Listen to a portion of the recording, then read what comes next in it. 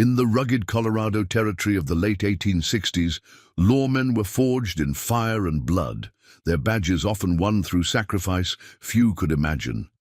But perhaps no law enforcement veteran left a more lasting impact than Marcus "Iron Hand" Sullivan, man who traded his marshal's star for a shopkeeper's ledger, only to prove that justice never truly retires.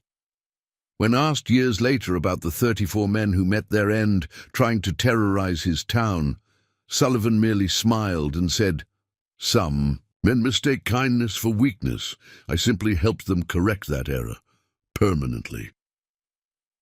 Before we jump back in, tell us where you're tuning in from, and if this story touches you, make sure you're subscribed, because tomorrow I've saved something extra special for you. Silver Gulch, nestled in the shadow of the towering Rockies. Like a pearl in nature's rough embrace, its wooden buildings and muddy streets a testament to humanity's stubborn desire to carve civilization from wilderness. By 1868, it had grown from a simple mining camp into a bustling frontier town, where hope and opportunity danced with danger and desperation on its wooden sidewalks. The discovery of rich silver veins in the surrounding mountains had drawn prospectors, merchants and dreamers from across the nation, each carrying their own dreams of striking it rich in the Colorado high country. The town itself seemed to embody the very spirit of the frontier, raw, promising and untamed. Main Street stretched for nearly half a mile, lined with everything from fine brick buildings housing banks and lawyers' offices to humble wooden structures offering more practical services. The Silver Gulch Hotel stood 3 stories tall, its recently painted white facade a proud declaration of the town's prosperity. Across the street, the Miners' Rest Saloon never seemed to sleep, its piano music and raucous laughter spilling onto the street at all hours. At the heart of this frontier tapestry stood Sullivan's General Store, its weather-beaten facade and meticulously clean windows a testament to its owner's attention to detail.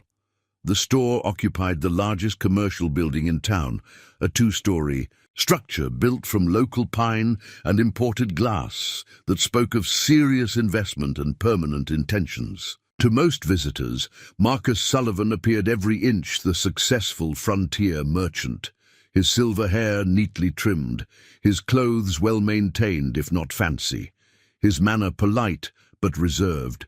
He kept his prices fair, his weights honest, and his books balanced with mathematical precision. The local children loved him for the peppermint sticks he often shared, while their parents appreciated his willingness to extend credit during hard times. Sullivan seemed to have an uncanny knack for knowing which families truly needed help and which were simply trying to avoid paying their bills. He never turned away a hungry child or a widow struggling to make ends meet, yet somehow his generosity never seemed to impact his business's bottom line. Yet there were subtle details that observant visitors might notice. The way his steel-grey eyes constantly scanned the street while serving customers, how he always positioned himself with clear sightlines to both entrances, the fact that his right hand, though steady with receipts and coins, bore the kind of calluses more common to gunfighters than shopkeepers. Most telling was the Winchester .66 mounted behind the counter, not gathering dust like most store owners' security measures, but cleaned and oiled with religious regularity. Judge William Harrison, who'd presided over Silver Gulch's court since its founding, would later write in his personal journals, "There are 2 kinds of dangerous men in this territory. Those who advertise their deadly nature like peacocks strutting their plumage, and those who keep their lethal talents sheathed like a razor in a gentleman's walking stick." Sullivan was decidedly the latter, and all the more formidable for it. In all my years on the bench, I've never met a man who could discuss the price of calico with a young mother one minute and face-down armed troublemakers the next with such seamless transition. The truth about Marcus Sullivan's past remained carefully guarded, wrapped in the same brown paper and twine he used to package his customers' purchases. The residents of Silver Gulch knew he'd arrived from somewhere back east 5 years earlier, purchasing the store from old Tom Fletcher with gold coins that clinked with the weight of untold stories. He spoke little of his previous life, deflecting questions with the same quiet efficiency he used to organize his inventory. But as autumn painted the aspens gold in 1868, dark clouds gathered on Silver Gulch's horizon. Word spread through frontier saloons of the McLean gang's bloody path across the territory, led by the three McLean brothers, Victor, James, and young Travis. They'd already left 4 towns pillaged and 12 men dead. Their pattern was always the same: start with small demands, escalate to violence, and leave nothing but grief and empty buildings in their wake. The gang had developed a particular hatred for merchants who refused to pay their protection fees, often making examples of stubborn shopkeepers to encourage compliance from others.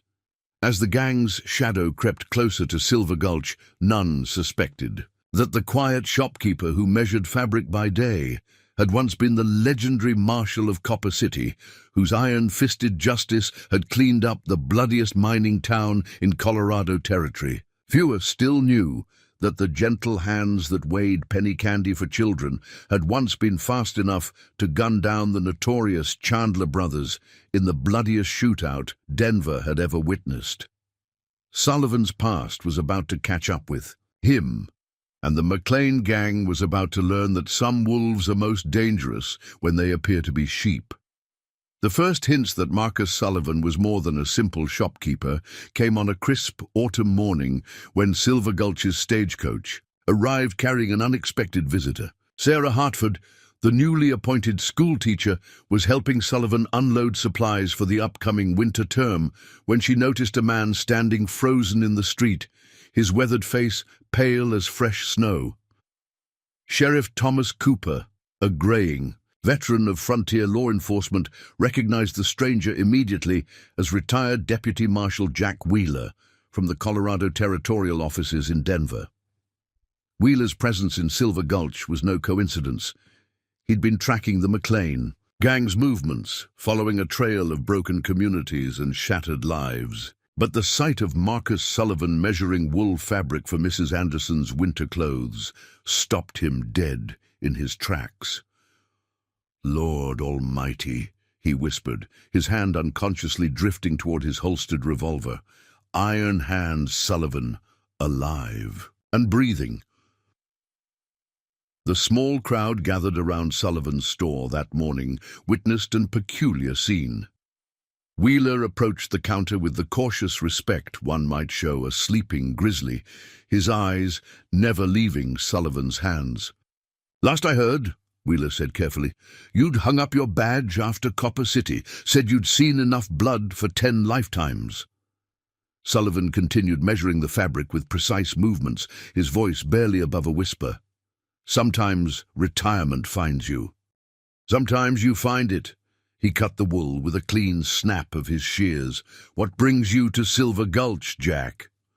The conversation that followed in Sheriff Cooper's office would later be described as one of the most remarkable moments in Silver Gulch's history. Wheeler shared what he knew about the McLean gang's approach, but more importantly, he began to unravel the carefully constructed persona of the town's respected merchant. "You all think you know Marcus Sullivan," Wheeler told the sheriff, pouring himself a generous measure of whiskey with trembling hands. "The quiet shopkeeper who remembers everyone's names and keeps candy for the children. But I knew him as Marshal Sullivan of Copper City, the man they called Iron Hand, not for any injury or disability, but for the unwavering grip he kept on. Law and order in the bloodiest mining town this territory has ever seen." Sheriff Cooper leaned back in his creaking chair, struggling to reconcile the image of the gentle merchant with Wheeler's tales. Copper City. That cesspool was legendary before it cleaned up. "You're telling me our Sullivan did that?" Wheeler's eyes took on a distant look. Copper City was a place where miners killed each other over card games and claimed jumpers operated with impunity. The previous 3 marshals had either quit or been buried. Then Sullivan arrived. No fanfare, no bold declarations. Within 6 months, he'd transformed the town. Not through brute force, mind you, but through a combination of tactical thinking and lightning-fast gun work when needed. The deputy marshal described incidents that had become legend among lawmen. How Sullivan had outmaneuvered and captured the entire Wilson gang by using their own tactical preferences against them. How he'd faced down 12 angry miners in a claim dispute without firing a shot. And most famously, how he'd ended the reign of the Chandler brothers in a shootout that became known as the day Denver held its breath. But something happened in Copper City near the end, Wheeler continued, his voice dropping. Something that made him walk away from it all. There was a family, the Prestons, good people caught in the crossfire of a bank robbery. Sullivan got the Bandits, but not before. He left the sentence unfinished, but its weight hung in the air like gun smoke. Meanwhile, in his store, Sullivan continued his daily routine, seemingly oblivious to the whispers now spreading through town. Sarah Hartford, perhaps braver than wise, approached him with direct questions about Wheeler's revelations. Sullivan's response was characteristic of the man they were coming to understand. The past is like yesterday's bread, Miss Hartford. You can keep it fresh in memory, but you can't live on it forever.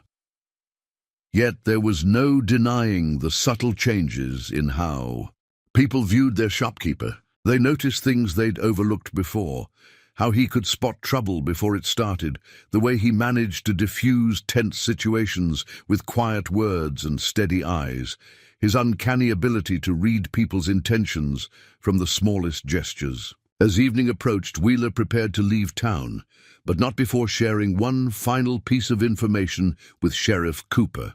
The McLean gang. They're not just coming to raid, they're coming for revenge. Victor McLean was in Copper City when Sullivan cleaned it up, lost both his older brothers to Iron Hand's justice. He spent years building his gang, waiting for a chance at revenge. Only he doesn't know Sullivan's here. Yet. The sheriff watched Sullivan's store from his office window, noting how the setting sun cast long shadows across the street.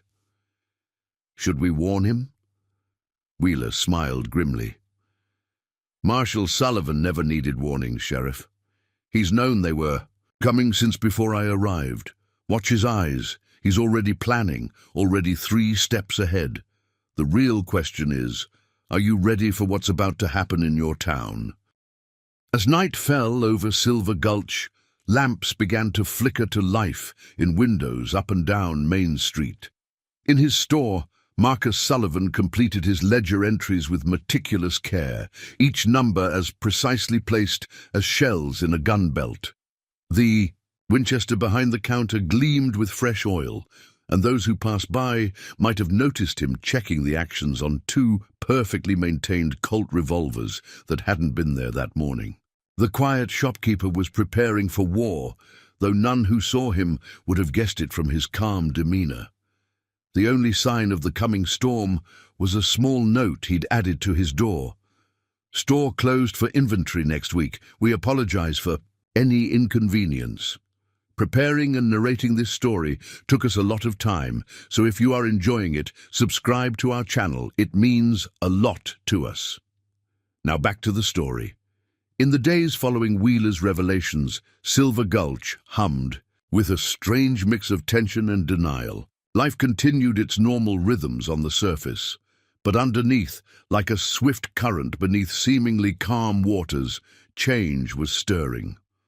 Marcus Sullivan maintained his usual routine with methodical precision, yet those who knew what to look for noticed subtle alterations in his behavior.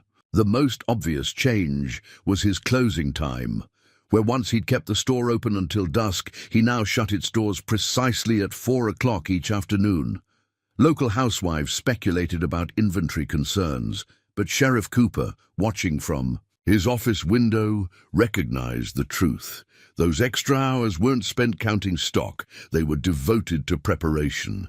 Sarah Hartford, perhaps more observant than most due to her teacher's training, began cataloguing these changes in her personal diary. "Mr. Sullivan's transformation is fascinating to witness," she wrote. "It's as if two men occupy the same space. The very kindly shopkeeper who carefully measures penny candy for my students, and this other presence that emerges in quiet moments. Today I watched him help Mrs. Peterson select fabric for her daughter's wedding dress, his manner gentle and patient. Yet when young Travis McKinnon's horse spooked outside the store, Sullivan's reaction was remarkable. Before anyone else had even registered the commotion, he was already moving, his body shifting with the fluid grace of a mountain lion. It lasted only seconds, but in that moment, I saw the lawman Wheeler spoke of. The store itself underwent subtle modifications. Regular customers noticed new locks on the cellar doors, heavier shutters on the windows. Sullivan explained these changes as simple security upgrades, but Sheriff Cooper recognized military-grade reinforcements when he saw them. The merchandise layout shifted too, with heavy barrels and crates creating natural barriers and defensive positions, though so artfully arranged that only a trained eye would spot the tactical purpose. One morning, Ellen Murphy, the widow who ran the town's telegraph office, brought Sullivan a message. Those close enough might have noticed his expression tighten as he read it, though his voice remained steady as he thanked her. Later that day, Judge Harrison visited the store, ostensibly to purchase tobacco. Their conversation, overheard by Sarah Hartford, who was selecting school supplies, seemed oddly focused on the town's legal right to self-defense. "The law's clear on property protection," the judge remarked, carefully filling his pipe. "A merchant has every right to defend his establishment." Sullivan's response was characteristic. "Sometimes the law's like a fence post, Judge, useful for marking boundaries, but won't stop a determined wolf." The wolf reference wasn't lost on those who knew about the McLean gang's approach. Word had spread through frontier telegraph offices that the gang had grown. Victor McLean had recruited more than just common bandits. He'd gathered men with military experience, shootists with reputations of their own. They now numbered close to 20, making them one of the largest organized gangs in the territory. Sullivan's preparations extended beyond his store. He began giving informal shooting lessons to some of the townspeople, though he never called them that. Sarah Hartford received instruction in rifle handling during a discussion about school supplies. The Murphy boys learned about cover and concealment while helping him organize inventory. Even Reverend Blake found himself in a lengthy discussion about the defensive properties of the church's thick stone walls. Perhaps most telling were Sullivan's conversations with young Jimmy Cooper, the sheriff's 16-year-old son. The boy had been helping at the store for years, running deliveries and stocking shelves. Now Sullivan began teaching him more specific skills, how to spot trouble before it started, the importance of watching people's hands rather than their faces, the value of having multiple escape routes. "Your father's a good man," Sullivan told Jimmy one quiet afternoon, "but being good isn't always enough. Sometimes you need to be ready too." The town's children, usually the most perceptive when it came to adult matters, sensed the change in their favorite shopkeeper. They still received their candy and friendly smiles, but now these came with subtle lessons. "Stand away from the windows when you eat that," he'd say, "or always know where the back door is." Simple advice that might save lives when trouble came. One evening, as Sullivan was closing up, Sarah Hartford confronted him directly about his preparations. "You're preparing us for war," she said, her voice steady despite her concern. Sullivan paused in his work, studying her with those steel-grey eyes that seemed to see everything. "I'm preparing you to survive one," he corrected gently. "The McLeans aren't just another gang, Miss Hartford. Victor's spent years planning this. He won't just hit the store and ride away. He'll want to make an example of anyone who stands with me." Then why stay? She asked. Why not leave? Spare the town the coming violence. Sullivan's answer revealed more about the man than any of Wheeler's stories had. Because sometimes running from violence only ensures it follows you forever. Sometimes you have to stand and face it, not just for yourself, but for every person who's ever thought about standing up to men like McLean. As October drew to a close, the aspen leaves turned golden, and the mountain air grew sharp with the promise of winter. Sullivan's ledger showed unusual purchases, extra ammunition, ordered under the guise of hunting supplies, medical supplies far beyond normal requirements, food stocks that could sustain a siege. The store's cellar, according to Jimmy Cooper, now resembled an armory as much as a storage space. Yet through it all, Sullivan maintained his shopkeeper's demeanor, measuring fabric, weighing sugar, and offering credit to struggling families. With the same quiet efficiency he'd always shown. Only now, people understood that the precision with which he measured a yard of calico was the same precision that had once made him the most feared lawman in the territory. The stage was being set, the pieces moving into position. Silver Gulch was about to learn that sometimes the most dangerous man isn't the one wearing a badge or brandishing a gun. It's the quiet shopkeeper who measures twice and shoots once. The McLean gang's advance scouts arrived on a Thursday, though none in Silver Gulch recognized them as such at first. Two trail-worn riders, introducing themselves as brothers heading to California, took rooms at the Silver Gulch Hotel. They dressed like typical travelers, spoke politely when addressed, and spent their days seemingly doing nothing more threatening than drinking coffee at the hotel restaurant and occasionally walking the streets. But Marcus Sullivan knew better. He'd spent too many years reading men's intentions to be fooled by careful disguises. He noted how they always sat facing doors, how their eyes tracked movements with military precision, how they paid particular attention to the store's layout during their brief visits to purchase supplies.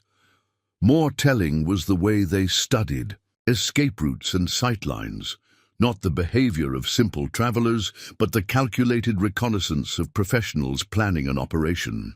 "Interesting choice of holsters for farmers," Sullivan remarked quietly to Sheriff Cooper one morning, nodding toward the men's low-slung gun belts, the kind favored by professional gunmen rather than agricultural workers. "Cavalry pattern. If I'm not mistaken, Confederate by the wear marks." The sheriff, having learned to trust Sullivan's observations, began his own subtle surveillance. "Mitchell and Roy Carson," he reported back later. "At least that's what they're calling themselves. Telegraph office confirms they sent messages south, coded ones." Sarah Hartford, now attuned to the undercurrents flowing through town, noticed how Sullivan adjusted his routine. He began asking Jimmy Cooper to make deliveries that previously he would have handled himself, keeping the boy away from the store during peak hours. The Winchester behind the counter was joined by a second rifle, and the heavy strongbox, normally kept in plain view, disappeared into the cellar. The first direct confrontation came 5 days after the scouts' arrival. Sullivan was helping Mrs. Peterson load supplies into her wagon when one of the supposed brothers, the taller one, approached the store. His intention was clear to Sullivan before he'd taken 3 steps. The slight tension in his shoulders, the deliberate pace of his walk, the way his right hand hung just a little too casually at his side. "Heard tell you used to be someone," the man said, his voice carrying across the suddenly quiet street. "Someone important, back in Copper City." Sullivan continued securing Mrs. Peterson's purchases, his movements unhurried. "Ma'am," he said, softly to the widow, "I believe you left something inside. Best go check." She caught his meaning and hurried back into the store, leaving Sullivan alone with the challenger. "Copper City's a long way from here," Sullivan replied, his voice as calm as if discussing the weather. "Best left there." The man's hand drifted closer to his holster. "My brother Victor sends his regards. Says he owes you for a family matter." Broom, what happened next would be recounted in Silver Gulch for years to come.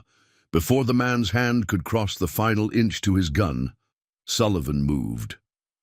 Those watching swore later they never saw him draw, just a fluid motion that ended with his Colt appearing as if by magic, trained rock-steady on the would-be killer's chest. "Your brother Victor," Sullivan said, his voice still conversational, "should have taught you better manners and better technique. That holster's tied too low for a quick draw." The second scout, emerging from the hotel, found himself looking down the barrel of Sullivan's other Colt, which seemed to materialize in his left hand without anyone seeing him draw it. "Both of you," Sullivan continued, "are going to walk to the jail. Slowly. The sheriff has some questions about those coded telegrams you've been sending." Sheriff Cooper, arriving at the scene, took charge of the prisoners. A search of their hotel room revealed detailed maps of Silver Gulch, correspondence with the McLean gang, and enough dynamite to level half the town. But most disturbing was a list of names, townspeople marked for special attention when the main gang arrived. That evening, as Sullivan closed his store, Sarah Hartford brought him a cup of coffee. She found him examining the confiscated documents, his expression troubled. "They're not just coming for revenge, are they?" she asked. Sullivan shook his head. "Victor's planning to make an example of Silver Gulch. These men weren't just scouts, they were advanced coordinators, military trained, probably from Quantrill's raiders during the war. The dynamite was meant to block escape routes, trap people in town when the main force arrives." He showed her the list of names, and her face paled. It included nearly everyone who'd shown Sullivan friendship or support over the years, her name among them. "How can they be so methodical about planning murder?" she whispered. "Some men," Sullivan replied, his voice taking on an edge she'd never heard before, "mistake efficiency for righteousness. Victor always did appreciate organization, even back in Copper City. It's what made him dangerous then, and more dangerous now." The captured scouts were only the beginning. Within days, rumors reached town of the McLean gang moving north, their numbers swollen by hired guns and mercenaries. Victor McLean, it seemed, had spent years planning not just revenge, but a demonstration of power that would ensure no town ever resisted his demands again. But he'd made a crucial mistake. The quiet shopkeeper he planned to destroy had spent those same years building something stronger than an arsenal or a fortress. He'd built relationships, trust, and a community willing to stand together. As Sarah Hartford wrote in her diary that night, "Today I saw not just the lawman beneath the shopkeeper's facade, but something more. A man who understands that true strength lies not in the guns we carry, but in the people we choose to protect." The coming storm would test that strength to its limits. The McLean gang was about to learn that attacking a town defended by Marcus Iron Hand Sullivan was like charging into a trap 5 years in the making. The question wasn't whether there would be violence, but how many would survive when it finally erupted. The captured scouts' presence in Silver Gulch's jail drew an unexpected visitor. 3 days after their arrest, a dust-covered rider arrived on a lathered horse. The man's badge identified him as Marshal Daniel Blackwood from the Denver office, but his grim expression suggested he brought more than just official business. Sheriff Cooper found him in conversation with Sullivan at the store, their hushed voices carrying decades of shared history. 15 years of keeping the peace, Blackwood was saying, studying Sullivan with a mix of respect and concern. "And you choose to become a shopkeeper. Of all the lives you could have picked, Marcus. Why this?" Sullivan continued arranging inventory on his shelves, his methodical movements masking the tension in his shoulders. "Peace comes in many forms, Dan. Sometimes it's a badge and a gun. Sometimes it's a reliable place where people can get what they need."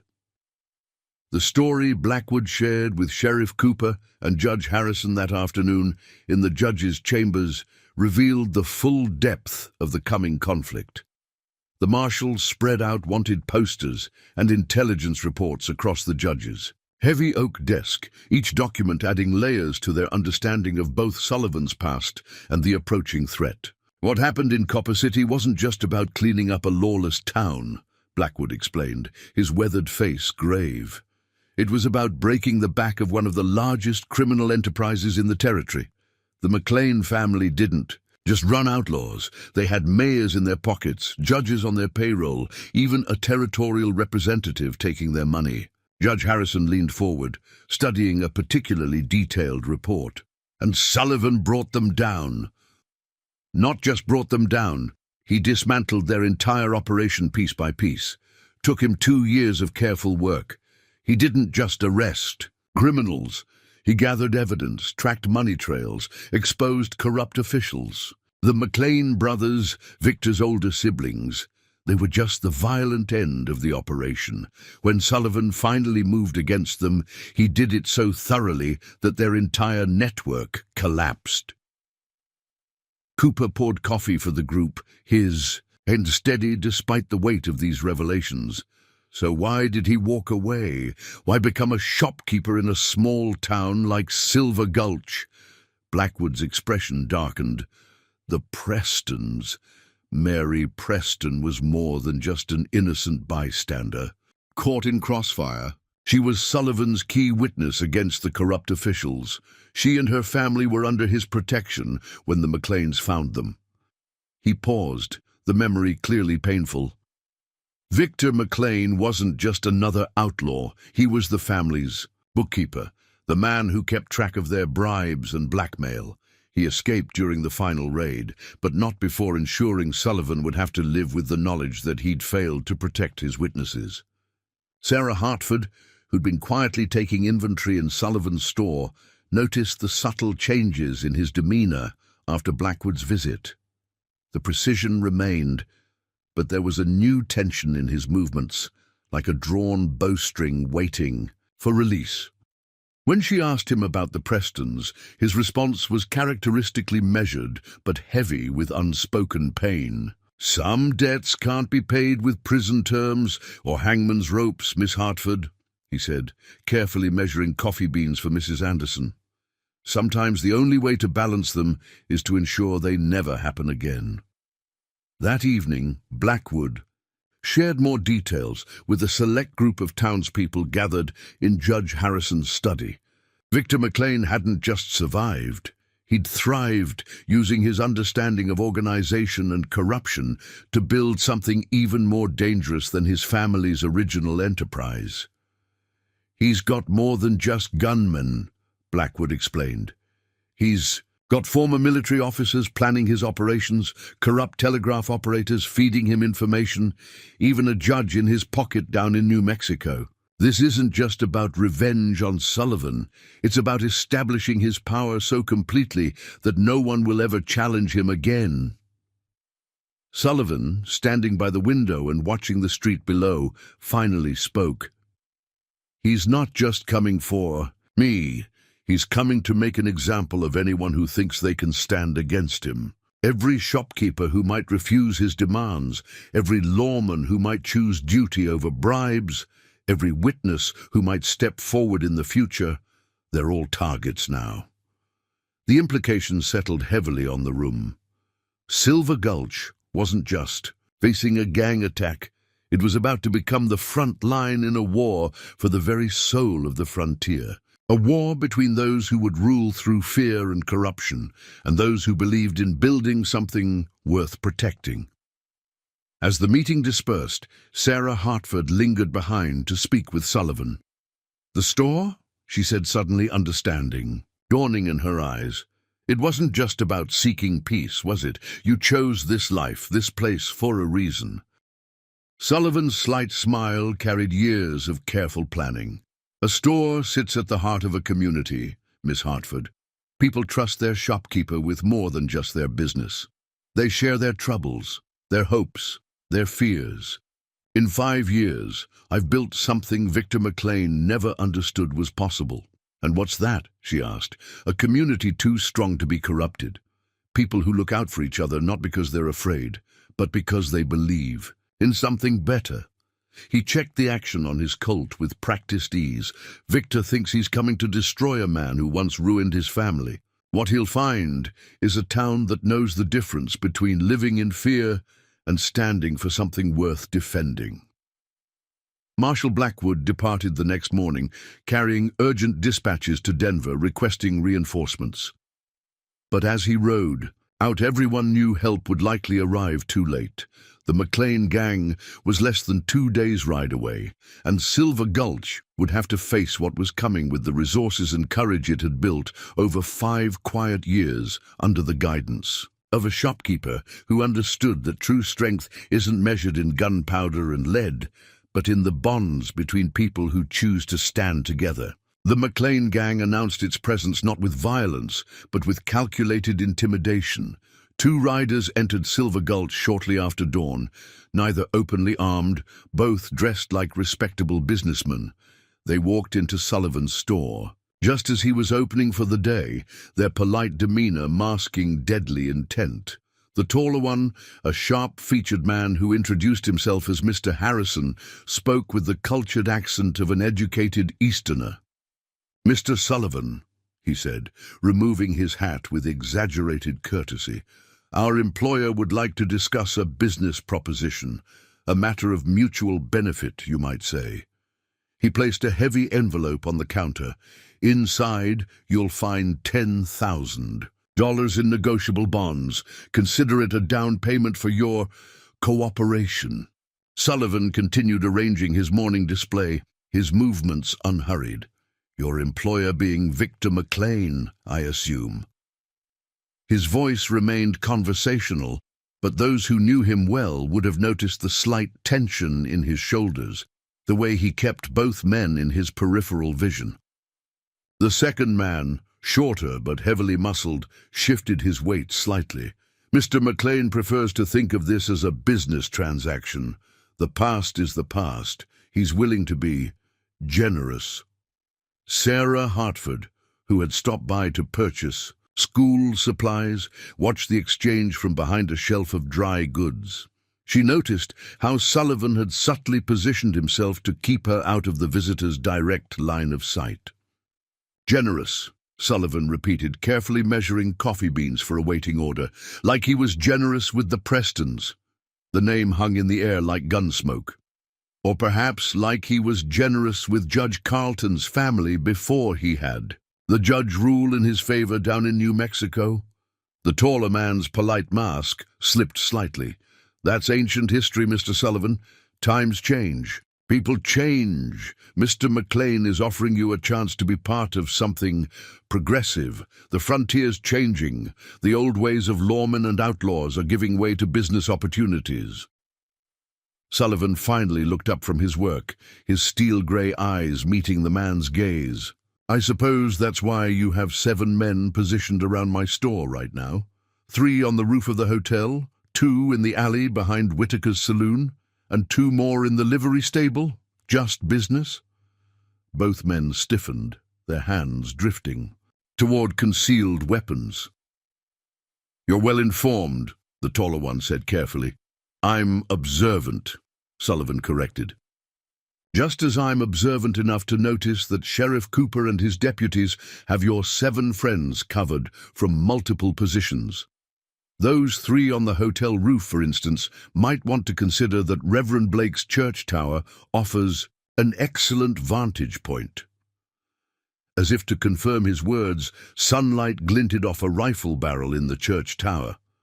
The shorter man took an involuntary step backward.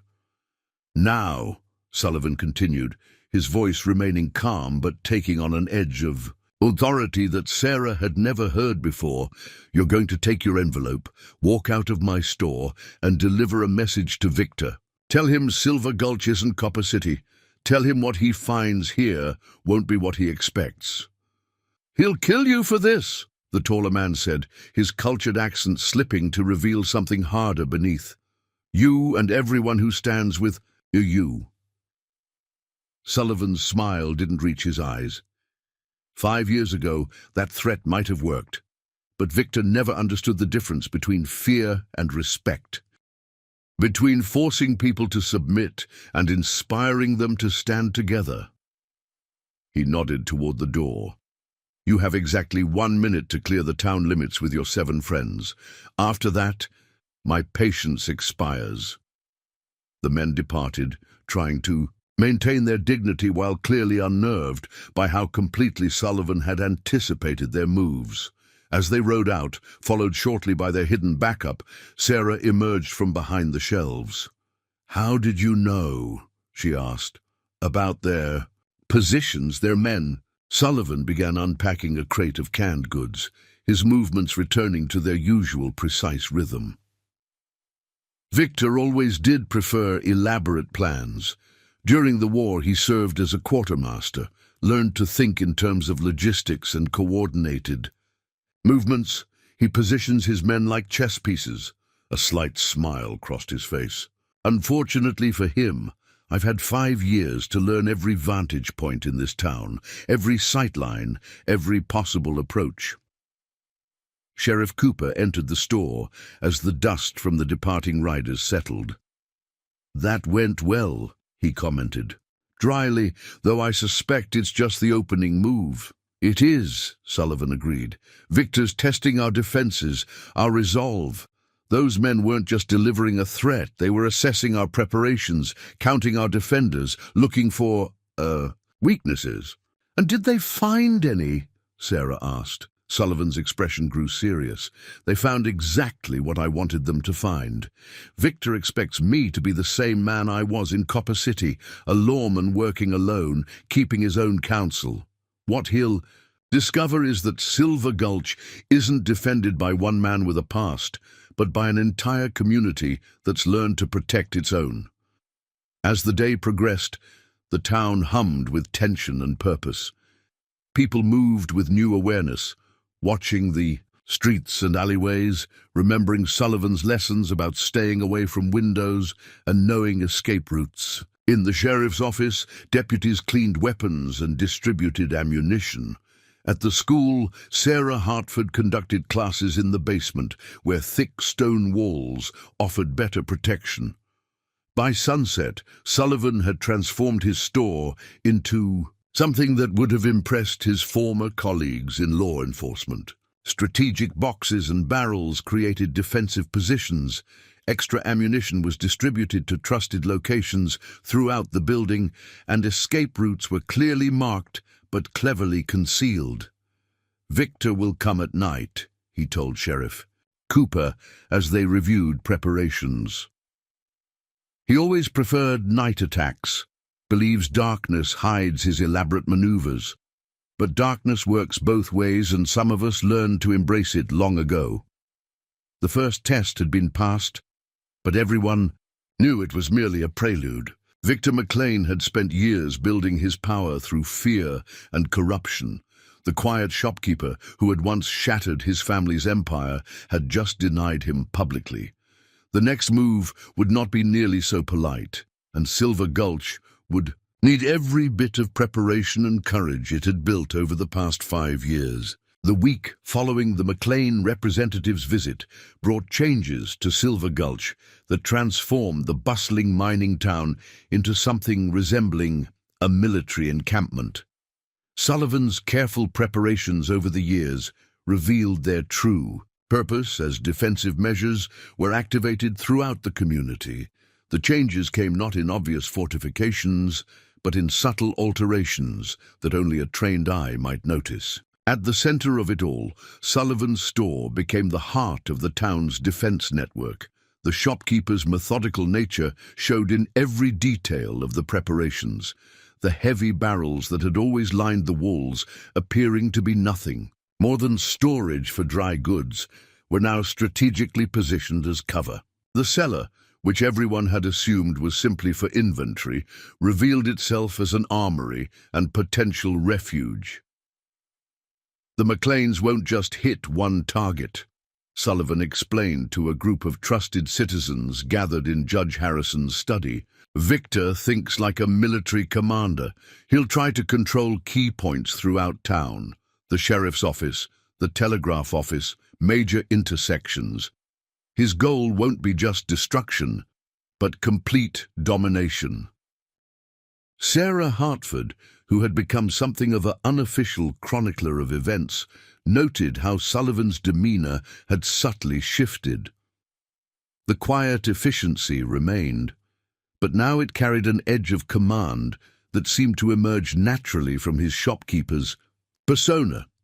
"Each of you," Sullivan continued, indicating points on a town map spread across the judge's desk, "has a role to play, not just in defense, but in making Victor believe he's seeing exactly what he expects to see." The preparations were comprehensive, but carefully concealed. Women going about their daily shopping carried messages hidden in baskets of goods. Children playing in the streets became lookouts, their games carefully structured to keep them away from potential danger zones, while allowing them to spot approaching riders. Ellen Murphy at the telegraph office established a system of coded messages, seemingly innocuous communications about merchandise orders that actually conveyed information about enemy movements. The Murphy boys, who had spent years delivering telegrams, now used their knowledge of the town's back alleys and shortcuts to maintain a network of communication between defensive positions. Even the town's physical layout was turned to advantage. Sullivan's been planning this for years, Sheriff Cooper realized, studying how storage sheds and water troughs had been positioned over time to create natural choke points. Every improvement, project, every new building placement, it was all part of a larger strategy. The transformation wasn't just physical. Sullivan's years of quiet influence had built something more valuable than fortifications. He'd built trust. When he suggested that families with young children might want to visit relatives in neighboring towns, there was no panic, no rush to flee. Instead, there was organized cooperation, with those departing leaving behind resources and able-bodied defenders. "Notice how he does it," Sarah observed to Judge Harrison, watching Sullivan instruct a group of volunteers. "He never gives direct orders. He makes suggestions, asks questions that lead people to the right conclusions. It's the same way he's always run the store, guiding without seeming to guide." The judge nodded thoughtfully. 5 years of selling calico and coffee, and all along he was teaching this town how to stand together. That's the real difference between him and Victor McLean. Victor forces compliance, Sullivan builds commitment. As the week progressed, reports filtered in through Ellen Murphy's telegraph network. The McLean gang was gathering strength, absorbing smaller outlaw groups, hiring gunmen with military experience. Victor was building an army, but Sullivan seemed unperturbed by the growing numbers. "He's playing to his strengths," Sullivan explained when Sarah questioned him about the reports. "Victor's always believed that overwhelming force was the answer to every problem. But force multiplied by zero coordination is still zero." The town's business continued, but with new patterns. The saloon stayed open, but patrons sat away from windows and kept their guns close. The bank operated as usual, but with armed guards, posted discreetly, and most of its cash reserves moved to hidden locations. Sullivan's store maintained regular hours, though now every customer who entered found themselves subtly directed to stay away from exposed areas. Jimmy Cooper, still helping at the store, noticed how Sullivan had begun teaching him more specific skills. "Watch their hands, not their faces," Sullivan would say. "Hands tell you what a man's planning. Faces just tell you what he wants you to think he's planning." The boy proved an apt pupil, spotting 2 of McLean's scouts trying to map the town's defenses. Their capture was quiet, professional, and revealed valuable information about Victor's plans. By the end of the week, Silver Gulch had become a different place, not obviously fortified, but prepared in ways that only became apparent when you knew what to look for. The casual observer might notice nothing amiss beyond some new faces in town and perhaps a bit more attention to security. But beneath the surface, Sullivan had helped create something Victor McLean had never encountered. A community prepared not just to resist, but to actively defend itself. "You've built something remarkable here," Sarah told Sullivan one evening, as he was closing the store. "Not just defenses, but a kind of shared purpose." Sullivan paused in his work, considering her words. "A store," he said finally, "is more than just a place to buy goods. It's where people gather, where they share news and concerns, where they learn to trust each other. Victor wants to break that trust, to make people turn on each other out of fear. He never understood that real strength isn't in having the most guns or men. It's in having people who choose to stand together because they believe in something worth protecting." As night fell over Silver Gulch, lights twinkled in windows like stars fallen to earth. In those pools of warmth, families gathered, neighbors shared meals, and a community prepared itself for the coming storm.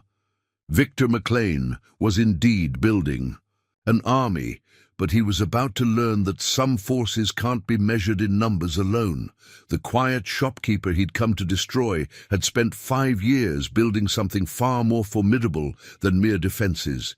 He'd built a community's unshakable resolve. The McLean gang's first serious attack came on a moonless night, exactly as Sullivan had predicted. It began with a rolling bank of fog drifting into the valley. Not natural mountain mist, but thick smoke from wet hay fires set upwind of town. Under this cover, Victor McLean launched what he clearly believed would be a decisive strike against Silver Gulch. The attack was precisely coordinated, showing the military sophistication that made Victor more dangerous than common bandits. Teams of men moved simultaneously against key positions throughout town: the sheriff's office, the telegraph station, major street intersections, and of course Sullivan's store. Their movements were disciplined, their timing exact, everything orchestrated to achieve maximum confusion and control. But Sullivan had spent 5 years preparing for exactly this kind of assault. As Sarah Hartford watched from her designated observation post in the church tower, she saw how the town's careful preparations turned each of McLean's advantages into vulnerabilities. The smoke meant to blind the defenders actually concealed. The townspeople's movements, pre-positioned water barrels, strategically placed over the past 5 years, had been used to soak the ground in key areas, turning the dusty streets into mud that betrayed approaching footsteps. The very precision of McLean's timing worked against him. His men arrived at exactly the spots where Sullivan had prepared the warmest welcomes. "Watch," Sullivan had told his defenders earlier that day. "Victor thinks like a quartermaster. Everything has to be coordinated, timed to the minute. That makes him predictable. He'll try to take the high ground first, then secure the main approaches. What he won't expect is a town that's been designed for 5 years to turn those very tactics against him." The first sign that things weren't going according to McLean's plan came when his men tried to occupy the hotel's upper floors. They found the stairs mysteriously removed, the second floor accessible only by rope ladders that could be quickly withdrawn. The men sent to secure the telegraph office discovered that the building's apparent vulnerability was an illusion. Ellen Murphy had long since moved her critical equipment to a fortified basement room in the church. Sullivan's store, the obvious focal point of the attack, appeared strangely dark and vulnerable. The gang members advancing on it found themselves caught in a deadly crossfire from positions Sullivan had spent years preparing. Every apparent cover, water troughs, hitching posts, stacked crates, had been carefully placed to channel attackers into killing zones. 5 years, Sarah heard Sullivan whisper from his position near her in the church tower. 5 years of placing every barrel, every crate, every hitching post, just so. Victor never understood that patience is a weapon too. The night erupted in gunfire, but not the chaotic exchange McLean had hoped for. The townspeople's response was disciplined, coordinated, showing the results of Sullivan's quiet instruction over the years. Even Jimmy Cooper, young as he was, played his part perfectly, running messages between defensive positions through routes practiced countless times during innocent-seeming games. In the sheriff's office, Thomas Cooper and his deputies held firm against repeated assaults. The building's apparent vulnerabilities had been carefully crafted illusions. Every window that seemed to offer access was covered by multiple defensive positions. Every approach forced attackers to expose themselves. McLean's men, expecting to face disorganized resistance from simple townspeople, instead found themselves confronting an intricately planned defense. Shots came from unexpected angles. Carefully prepared positions revealed themselves at crucial moments, and every attempt to gain advantage was met with precise counteraction. The battle reached its climax when Victor McLean himself, realizing his careful plan was unraveling, ordered a direct assault on Sullivan's store. "Burn it down!" His voice carried through the smoke. "Burn everything down!" But even this contingency had been prepared for. The store's wooden exterior was an illusion. The walls had been reinforced over years of careful renovation. The windows were fitted with shutters that looked like simple wood but concealed steel plates. When McLean's men tried to set fires, they found that critical areas had been treated with fire-resistant materials, another of Sullivan's quiet preparations. The turning point came when Sullivan himself emerged from the smoke like an avenging spirit. Those who witnessed it would later swear that he seemed to appear and disappear at will, using the very smoke McLean had created to move unseen between positions. His accuracy with a rifle was legendary, but it was his tactical knowledge that proved devastating. Every shot seemed to come at exactly the right moment to disrupt McLean's coordinated attacks. "That's not just shooting," Judge Harrison observed. From his position in the church basement, where he was helping tend to the wounded, "That's a man who knows exactly where every enemy will be before they get there. He's been playing this out in his head for 5 years."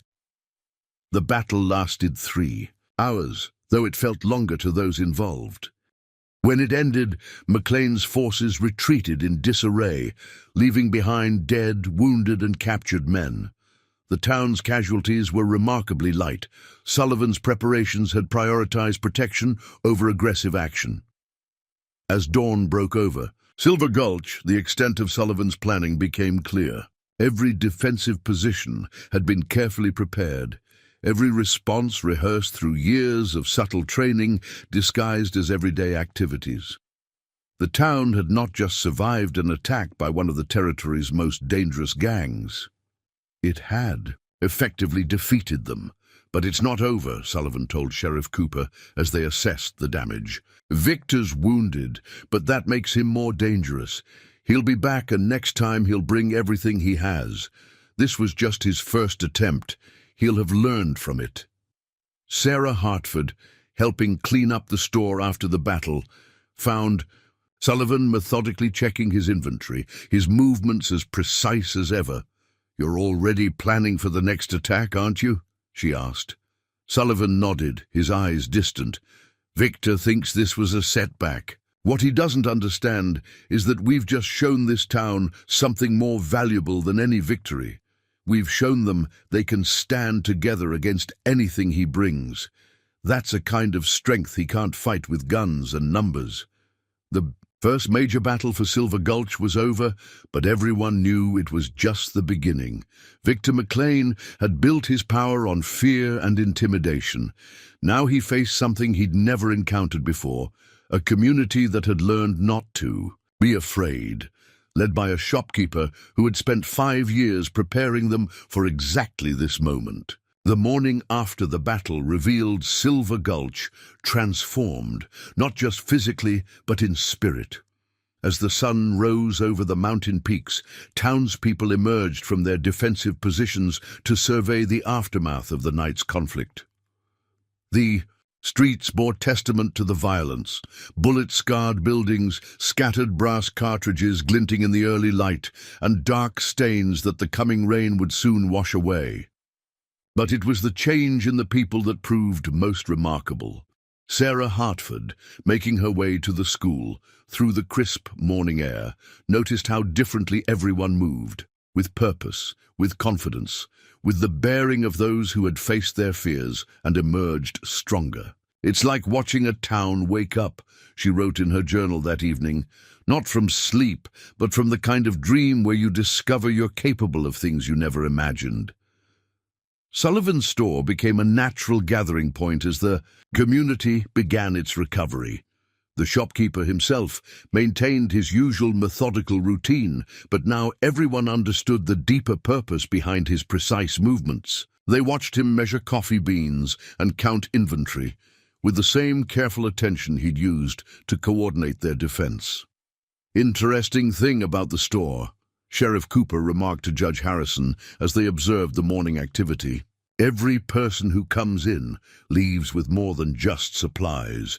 They're carrying themselves different, like they've finally understood something that's been in front of them for years." The judge nodded thoughtfully. "Sullivan's been teaching them all along. Every conversation about weather and crops was really about observation. Every discussion of prices and value was a lesson in judgment. He didn't just build a store, he built a training ground." The captured members of McLean's gang, secured in the town jail, provided valuable intelligence. Under questioning from Sullivan and Sheriff Cooper, they revealed the full scope of Victor's organization and his rage at the failed attack. "Never seen him like this," one prisoner admitted, a former cavalry sergeant who'd ridden with McLean for 2 years. "It's not just about revenge anymore. You've challenged his reputation. In his mind, either Silver Gulch burns or his whole empire starts crumbling." Sullivan absorbed this information with his characteristic calm, but those who knew him well noticed subtle changes in his preparations. The store's inventory shifted, with more emphasis on medical supplies, ammunition, and preserved food. New defensive positions were established, building on lessons learned from the first attack. Sarah found him late one afternoon, methodically adjusting the store's layout. "You're preparing for something worse," she observed. "Victor's a man," Sullivan replied, his movements never pausing. "More than that, he's a man who's built his power on other people's fear. We didn't just defeat his men, we challenged his entire way of thinking. He'll come back with everything he has." The town's transformation continued in ways both obvious and subtle. Jimmy Cooper, still manning his post as Sullivan's assistant, noticed how customer conversations had changed. People weren't just buying supplies, they were exchanging information, reporting suspicious movements, sharing observations about strangers in town. Ellen Murphy's telegraph office became a hub of intelligence gathering, with coded messages flowing in from friendly stations up and down the territory. "Victor's pulling in every favor he's owed," she reported. "Hiring gunmen from as far as Texas, calling in debts from corrupt officials. He's building an army." But Silver Gulch was building something too. The community's response to the attack had revealed strengths many hadn't known they possessed. Reverend Blake, who'd provided crucial cover fire from his church tower, began incorporating subtle lessons about courage and solidarity into his sermons. The school, under Sarah's guidance, moved beyond basic education to include practical lessons in observation and emergency response. Sullivan's influence was evident in every aspect of the town's evolution.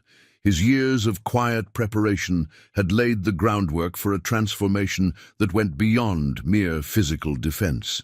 He'd created a community that thought strategically, worked together, and understood the value of patience and preparation.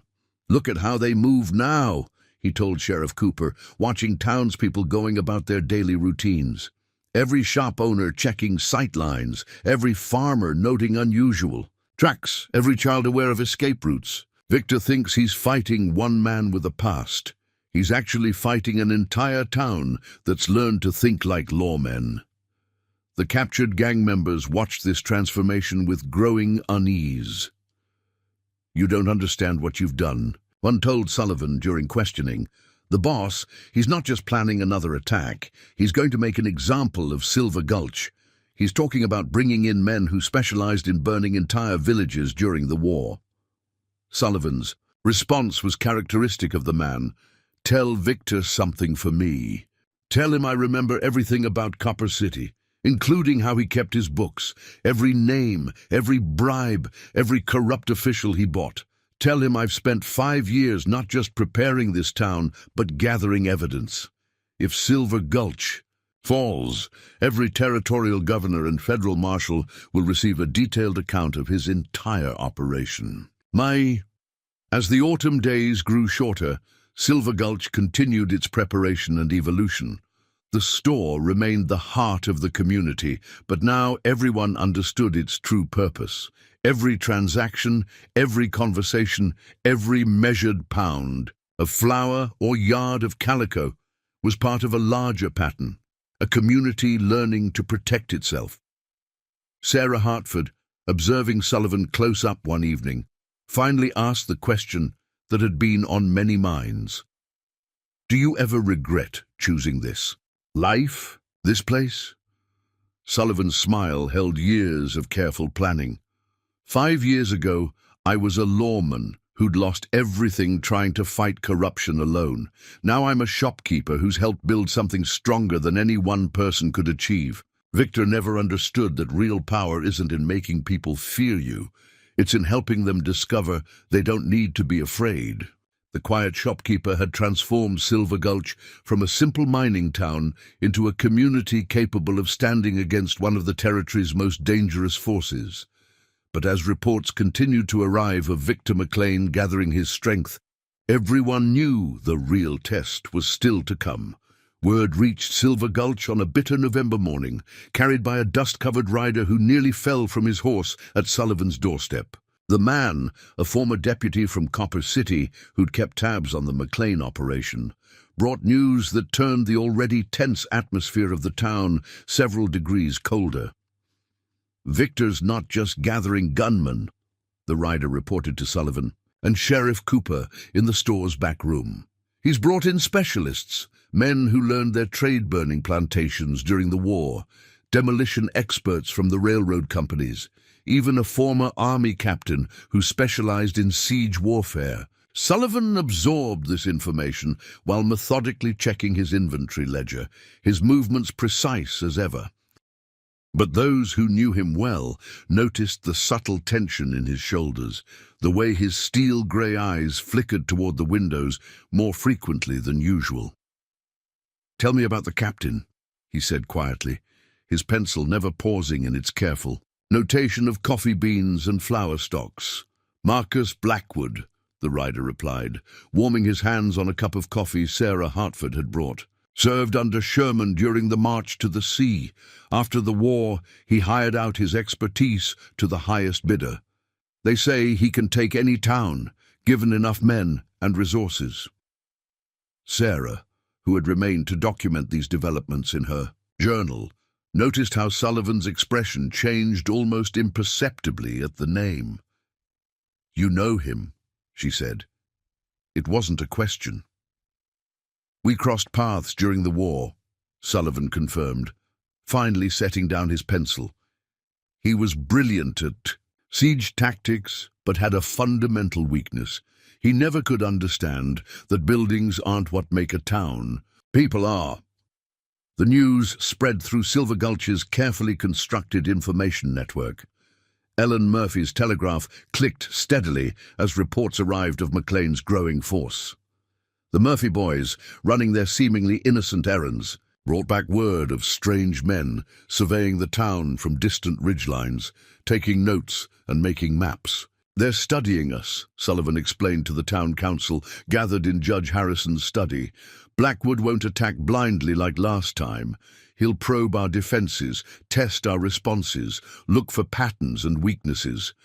The town's preparations shifted in response to this new threat. Sullivan's years of planning had anticipated even this development. Hidden caches of supplies were established in the surrounding hills. Escape routes were memorized and practiced, disguised as children's games or social gatherings. "Notice how he does it," Sarah remarked to Jimmy Cooper as they watched Sullivan. Organize these preparations. He never gives orders. He makes suggestions, asks questions that lead people to the right conclusions. Even now, he's teaching as much as leading. The first probing attacks came 3 days later. Small groups of riders testing the town's perimeter, looking for reaction times and defensive positions. Each time, Sullivan's carefully prepared responses revealed exactly what he wanted them to see, and nothing more. "Blackwood's playing chess," he told Sheriff Cooper after one such incident. "He's sacrificing pawns to understand our strategy. What he doesn't realize is we've been playing this game for 5 years." But the true nature of the coming threat revealed itself in more subtle ways. Merchants in neighboring towns suddenly refused to trade with Silver Gulch businesses. The stage line announced a temporary suspension of service due to route maintenance. Telegraph communications became unreliable as lines were mysteriously cut and repaired. "He's trying to isolate us," Judge Harrison observed during an emergency council meeting. "Cut us off from support and supplies before the main attack." Sullivan's response was characteristic of the man who'd spent 5 years preparing for exactly this situation. He opened his ledger, revealing page after page of careful notation, not just inventory, but a complete accounting of the town's resources, hidden supplies, and emergency measures. "Victor thinks he's dealing with a town that can be starved out or intimidated," he explained, his voice carrying the quiet authority that had replaced his shopkeeper's manner. "What he's actually facing is a community that's been preparing for siege since the day I arrived." The preparations took on new urgency. Root cellars that had seemed oddly large for their purpose were revealed to be fully stocked emergency shelters. The irrigation system Sullivan had helped design years ago turned out to have a secondary purpose, a network of underground passages connecting key defensive positions. Sarah found Sullivan in his store late one evening, methodically cleaning. His revolvers, not with the hurried actions of a man preparing for imminent battle, but with the same precise movements he used to measure yard goods. "You knew this was coming," she said. "Not just McLean's return, but this kind of siege. You've been preparing for it all along." Sullivan nodded slightly, his hands never pausing in their work. Victor was always ambitious, but limited in his thinking. Bringing in Blackwood means he's finally learned from his mistakes, but so have we. The next morning brought news that made even Sullivan's careful expression tighten. Scouts reported massive supply wagons moving along hidden mountain trails, carrying enough provisions and ammunition to support a small army for weeks. "They're not just coming to raid," Sheriff Cooper concluded grimly. "They're coming to stay until the job's done." Sullivan's response was to begin the next phase of preparations, ones that would transform Silver Gulch from a town under siege into something Victor McLean and Marcus Blackwood would never expect.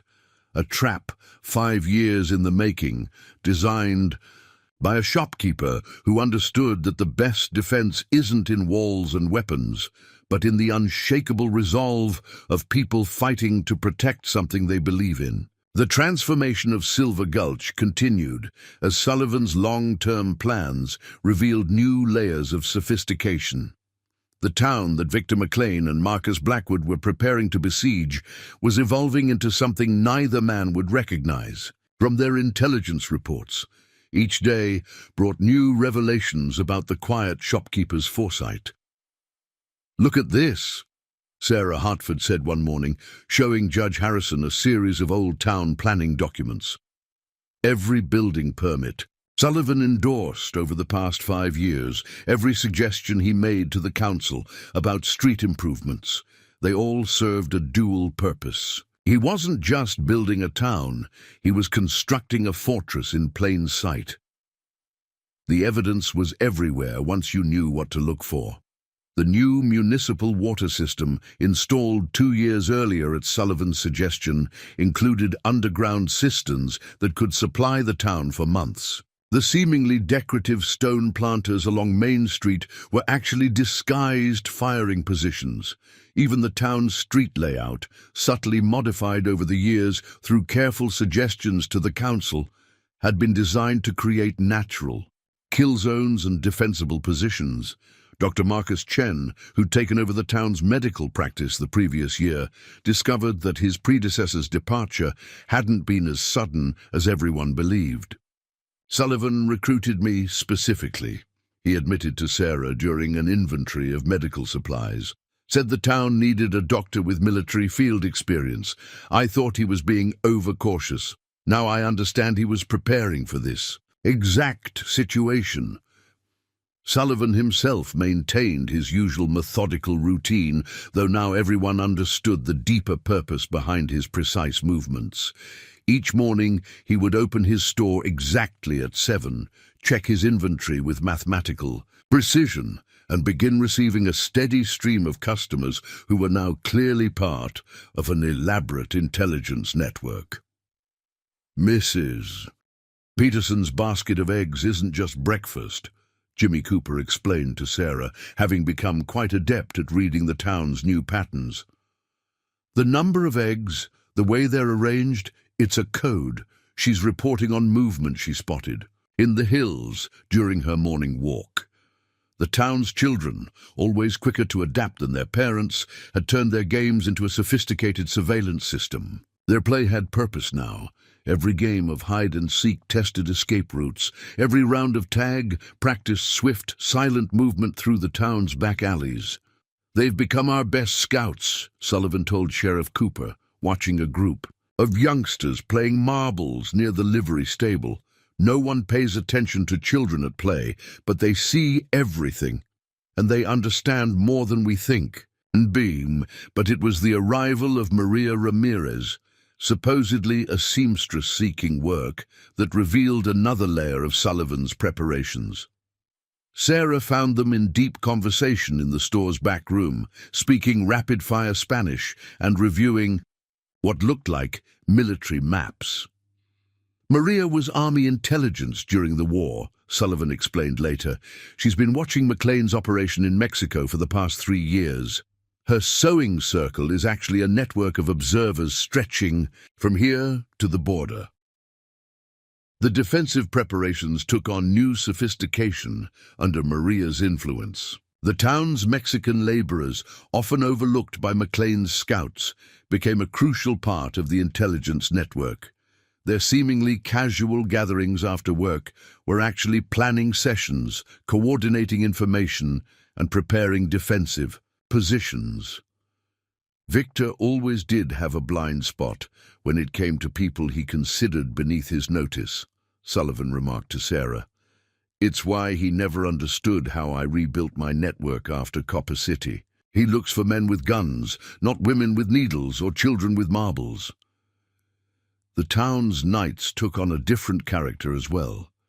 Regular patrols moved through the darkness, their routes carefully planned to appear random while maintaining constant surveillance. Sullivan had designed the watch schedules years ago, training townspeople through innocent-seeming night fishing trips and evening social calls. Notice how the patrol routes overlap, he showed Sarah one evening, pointing out positions on a map spread across his counter. Each watcher can see at least 2 others at all times, but from the outside it looks uncoordinated. Blackwood will try to map our patterns. Let's give him something complex enough to be believable but false enough to be useless. The siege preparations weren't just military in nature. Sullivan's ledgers revealed careful stockpiling of supplies, distributed throughout the town in ways that would make it impossible for any single raid to cripple their resources. The root cellars beneath the store had been gradually expanded over the years, connecting to a network of tunnels that could sustain the town even if the surface buildings were taken. Every delivery, every shipment for 5 years, Ellen Murphy marveled, reviewing the supply lists. He wasn't just running a store, he was preparing for a siege while making it look like ordinary commerce. As the week progressed, more pieces of Sullivan's long-term strategy became clear. The town's Mexican quarter, often dismissed by outsiders as a simple labor camp, was revealed to be a fully integrated part of the defense network. Maria's influence had helped create a community within a community, one that McLean's forces would likely overlook until it was too late. "Remember," Sullivan told the town council during an evening meeting, "our strength isn't in our fortifications or our supplies. It's in our ability to fight as one community, using every resource, every person, every advantage we've built over the years. Victor and Blackwood are preparing to besiege a town. What they'll actually face is something much more dangerous. A community that's learned to think and act as one." As autumn's chill deepened into winter's bite, Silver Gulch continued its transformation. The quiet shopkeeper's 5-year plan was revealing itself as something far more sophisticated than anyone had imagined. Victor McLean and Marcus Blackwood were indeed bringing an army, but they were about to learn that some battles can't be won with mere numbers and firepower. The first snow of winter dusted Silver Gulch on the morning McLean's army arrived. They came not with the thundering charge of previous attacks, but with the methodical precision that marked Marcus Blackwood's military expertise. The force that materialized from the pre-dawn darkness was unlike anything the territory had seen. Over 100 men, well-equipped and professionally organized, moving into carefully planned positions around the town. "Notice the deployment pattern," Sullivan observed from his store's upper window, speaking to Sheriff Cooper while calmly adjusting his spectacles. "Blackwood's using standard army siege tactics, cutting off all approaches, establishing command posts out of rifle range, positioning artillery on the high ground. Exactly what I'd expect from a man who studied under Sherman." Sarah Hartford, who'd positioned herself in the store to document events, watched Sullivan's reaction carefully. "You don't seem concerned," she noted, pen poised over her journal. "Concern implies uncertainty," Sullivan replied, measuring coffee beans with his usual precision, despite the military operation unfolding outside. "What we're seeing is exactly what we've spent 5 years preparing for. Watch how they position their men. Every spot they're taking is one we've prepared for them to take." The siege began with an unexpected gesture. Rather than immediate violence, a single rider approached under a white flag. It was Marcus Blackwood himself, every inch the professional soldier in his well-maintained Union Army coat. He reigned up in the center of Main Street, his voice carrying clearly in the crisp morning air. "Marshal Sullivan," he called out, using the old title deliberately. "Professional courtesy demands I offer terms before we begin. Mr. McLean is prepared to be generous. The town surrenders you. Everyone else walks away unharmed. You have 1 hour to consider." Sullivan's response came not in words, but in action. He calmly finished measuring a pound of coffee for Mrs. Anderson, wrapped it carefully in brown paper, and helped the elderly woman out the store's back entrance. Only then did he step out onto his front porch, his movements unhurried. "Marcus," he said, his voice carrying the same tone he used to discuss dry goods prices. "You're still making the same mistake you made at Vicksburg. You think because you can surround a position, you can break it. How'd that work out for you last time?" Wheezy, the reference to Blackwood's most notorious military failure, struck home. The siege commander's face tightened. "This isn't a fortified city, Sullivan. This is a mining town filled with shopkeepers and farmers." "No," Sullivan corrected mildly. "This is a community that spent 5 years learning how to fight together. Look around you, Marcus. Really look. How many of your men are currently covered by rifles they can't see? How many of your secure positions are already compromised?" As if to emphasize his point, sunlight glinted off rifle barrels in seemingly impossible positions. The church steeple, the minehead frame, even the supposedly secure ridgelines behind McLean's forces. Blackwood's experienced eye couldn't help but count the defensive positions. and Sarah saw his expression shift as he realized the full extent of Sullivan's preparations. "You've been busy," Blackwood acknowledged, "but we have artillery, supplies for a month, and men who fought in the worst battles of the war. How long do you think your shopkeepers can hold out?" Sullivan's smile was almost sympathetic. "You're still thinking like a military man, Marcus. Looking for supply lines to cut, walls to breach, morale to break. But what happens when your siege runs into a town that's been preparing for this moment since before you even knew it existed?" The hour passed without further discussion. When McLean's artillery opened fire, the shells struck reinforced positions that had been designed years ago to withstand exactly this kind of bombardment. The town's response was precise and coordinated, 5 years of preparation revealing itself in a defense that seemed to anticipate every move. "Watch how they react," Sullivan told Sarah as the battle unfolded. "Blackwood's a brilliant tactician, but he's fighting the last war. He expects us to defend like a military unit. Instead, we're fighting like what we are, a community protecting its own." The siege's first day demonstrated the gulf between military doctrine and Sullivan's unique approach to defense. When McLean's men tried to establish forward positions, they found themselves engaged from unexpected angles. Attempts to cut water supplies ran into the elaborate redundancies Sullivan had built into the town's infrastructure. Even the artillery fire seemed strangely ineffective, as if every important target had been hardened or relocated years ago. By nightfall, it was clear that this siege would be unlike anything in Blackwood's experience. His forces had taken casualties without inflicting significant damage, and every attempt to gain advantage had been met with sophisticated countermeasures that seemed impossible for a simple mining town to have developed. "Send riders to the nearest fort," McLean was overheard ordering. "We need more men, more artillery, whatever it takes to break this town." In his store, Sullivan continued his normal routine, measuring goods and maintaining his ledger, as if the siege was just another business day. But his quiet words to Sarah revealed the deeper strategy at work. "Victor and Marcus think they're laying siege to a town," he explained, carefully noting the day's transactions. "What they don't understand is that we've turned their siege into our defense.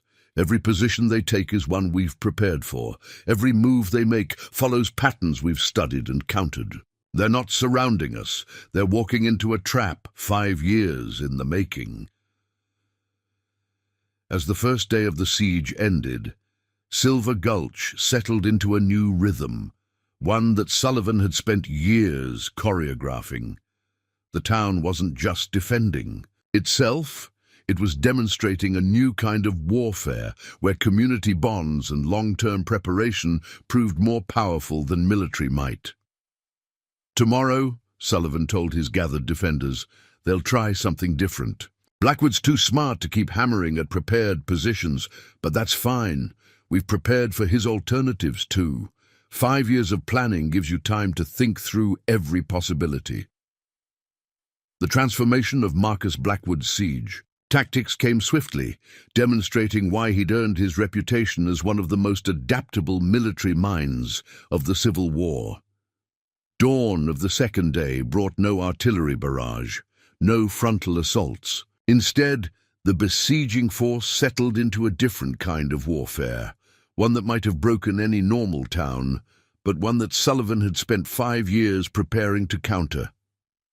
"He's shifting to psychological warfare," Sullivan explained, to the town council, gathered in his store's back room, while maintaining the appearance of normal business in the front. "Notice the pattern. They're not trying to break our walls now. They're trying to break our resolve." Sarah Hartford, still maintaining her detailed chronicle of events, watched the new strategy unfold. McLean's men began a campaign of constant pressure, random shots fired at windows, periodic demonstrations of force, careful positioning of troops to make the town feel surrounded and hopeless. "It's clever," Sullivan admitted, measuring flour for Mrs. Peterson while simultaneously directing defensive adjustments through coded messages carried by shopping customers. Blackwood knows that fear and exhaustion can accomplish what direct assault couldn't, but he's forgetting something important about shopkeepers. "Oh, what's that?" Sarah asked, noting how he continued his precise measurements even while discussing military strategy. "We're used to long hours," Sullivan smiled slightly. "Used to waiting, watching, measuring each day's progress in small increments. Victor never understood that patience itself is a weapon." The siege's new phase revealed more of Sullivan's intricate preparations. The town's normal routines continued, but now everyone understood their deeper purpose. The Ladies' Aid Society. Meetings became tactical planning sessions. Children's games in the streets followed carefully designed patterns that maintained surveillance of enemy positions. Even the regular church services served as opportunities to rotate defensive positions without alerting the observers. "Look at how he's arranged it," Sheriff Cooper remarked to Judge Harrison, watching Sullivan coordinate the town's response through seemingly innocent daily transactions. "Every normal activity is both what it appears to be and something more. We're not just defending the town, we're showing McLean's men that they can't disrupt our lives." The psychological impact wasn't lost on the besiegers. McLean's men had expected to face a town in panic. Instead, they watched a community going about its business as if their presence was merely an inconvenience. Sullivan's store remained open regular hours. The school continued its sessions, albeit in reinforced basement rooms, and even the saloon maintained normal operations. "It's unsettling them," Maria Ramirez reported, her seamstress's role providing perfect cover for gathering intelligence. "They expected fear, but they're facing routine. It makes them doubt their own purpose." Blackwood's frustration showed in his next adaptation. Under cover of darkness, his men attempted to infiltrate the town through what appeared to be weak points in its defenses. Instead, they found themselves caught in elaborate traps that Sullivan had spent years preparing. Dead-end alleys that could be instantly blocked, false buildings that concealed defensive positions, and pre-sighted firing lanes that turned every approach into a potential kill zone. 5 years, Sullivan explained to Sarah as they watched the failed infiltration attempt from his store's upper window. 5 years of building, modifying, preparing, every improvement to the town, every new construction, every repair. They all served double purposes. Victor thought he was laying siege to a shopping district. Instead, he's trying to crack a fortress that's been under construction since the day I arrived. The siege's transformation revealed another aspect of Sullivan's preparation: the town's ability to adapt its defense without appearing to change its routine. When McLean's men tried to map patrol patterns, they found themselves tracking movements that seemed random, but were actually carefully choreographed.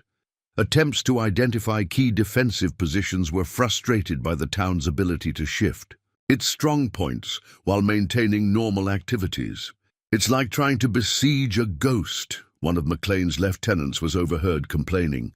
"Every time we think we've figured out their defense, it changes without seeming to change at all." Sullivan's response to these adaptations demonstrated why he'd been legendary as a marshal.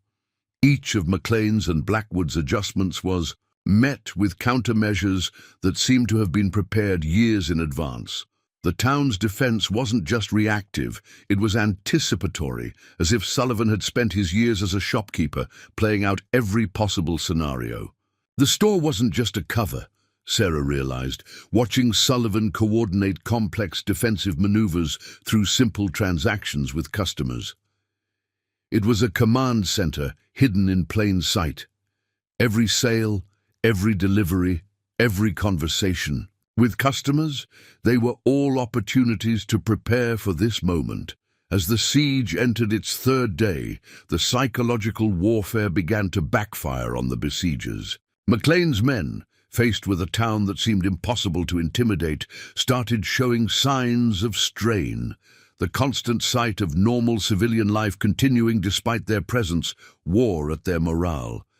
They had come expecting to break a town's spirit. Instead, they found themselves questioning their own resolve. Victor never understood the power of routine, Sullivan told Sarah as he closed the store that evening, his movements as precise as ever. He thinks strength comes from dramatic gestures, from violence and fear. But real strength is in the ability to maintain normalcy in the face of chaos. That's what we've been building here.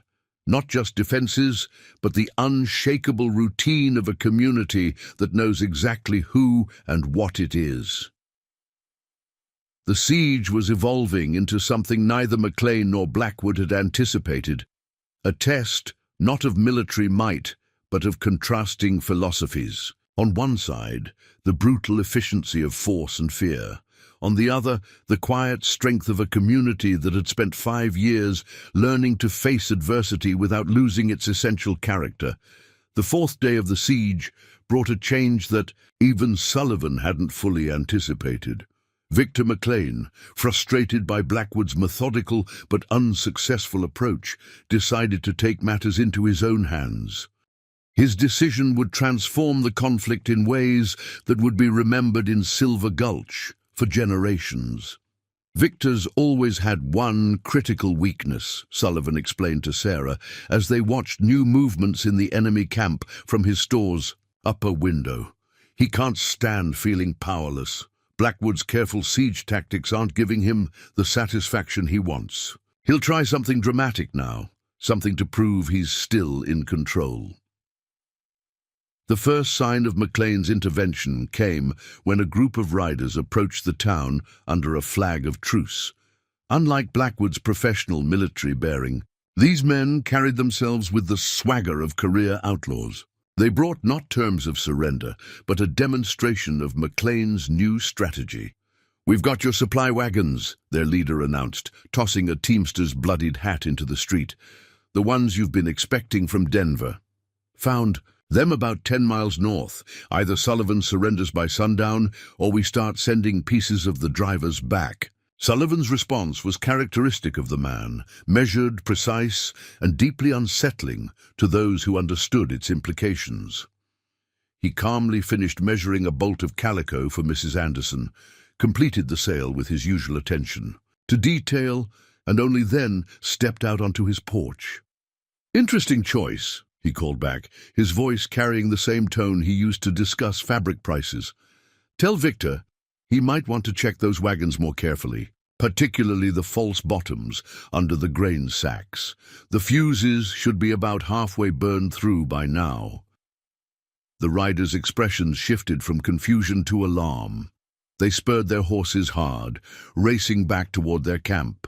The distant explosion that followed 15 minutes later confirmed Sullivan's warning and demonstrated another layer of his meticulous planning. "Those wagons were never meant to reach us," he explained to the gathered town council later that afternoon. "They were bait, carefully prepared and timed. Victor's so focused on hurting us that he never stopped to ask why a supposedly besieged town would have supply wagons moving so openly." Sarah's journal entry for that day captured the growing understanding of Sullivan's strategic depth. "It's becoming clear that what we thought was preparation was actually just one layer of a much deeper plan. The store, the town's defenses, even the siege itself, they're all pieces of a strategy that began the day he arrived." McLean's rage at being outmaneuvered manifested in a series of increasingly desperate attacks. Each assault was met with defenses that seemed impossibly well prepared, as if Sullivan had choreographed both the attacks and their countermeasures years in advance. "Watch how he uses the town itself," Sheriff Cooper remarked to Judge Harrison, as they observed Sullivan coordinate the defense through seemingly routine business transactions. "Every regular delivery becomes a message.